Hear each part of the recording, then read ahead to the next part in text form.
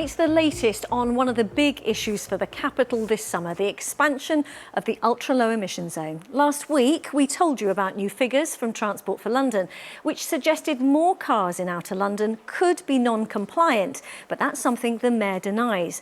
Well, those same figures suggest almost half of vans registered in outer London don't meet emissions standards, which would mean they either need to be replaced or pay the £12.50 daily charge. Our political editor, Tim Donovan, has been investigating. Darren runs a scooter dealership in southwest London. He uses his 10-year-old diesel van to deliver and collect and take bikes for their MOT. He says he might be eligible for the £5,000 he'd get for scrapping the van, but it's not worth it. To replace it, looking at about 18,000. Of which obviously with the scrappage I'll get 5,000, but I get the same if I traded my vehicle in. So the scrappage scheme for me is irrelevant. It has no monetary value whatsoever. He says the timescale's too short, electric vehicles too expensive, and the scheme will be punishing for many traders and businesses. To be honest, I didn't think in a million years it would go through, knowing how the consultation went. So how many businesses are affected? TfL says its data from number plate recognition cameras suggests around 20% of vans driving are non-compliant. The new figures for vans registered to addresses in outer London suggest 49% don't comply.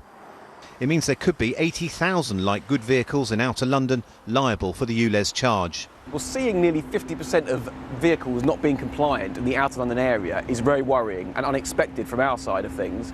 But what we need to see now is the Mayor supporting small businesses. The scheme comes in end of August. We need to see a period of grace whereby there's no charging element for small businesses, maybe with a light van, for the first year of this scheme to help them through this difficult time. I wouldn't really want to agree with them that we should be delaying things, but if businesses are legitimately finding it difficult to get hold of a vehicle or have something in order, they've got retrofit in order, they need a loan, then let's talk about it and actually give them a bit more time. But I wouldn't want to just have some sort of blanket delay because we're already breaching these limits. TfL says a lot of vans are registered in London but not driven in London, and as with cars, insists its camera data gives a better picture. We're seeing the volume of vans increasing who are compliant. We've also seen a good number of applications for van owners and small businesses. So again, there's still time. I expect that compliance to increase and the number of vans who use or enter the zone who are not compliant to reduce. So I think that the scheme is really delivering what it was designed to do. You're not telling people the number of vehicles you're registering on the cameras or the number of cameras. Do you concede it does make it difficult for people to believe your figure?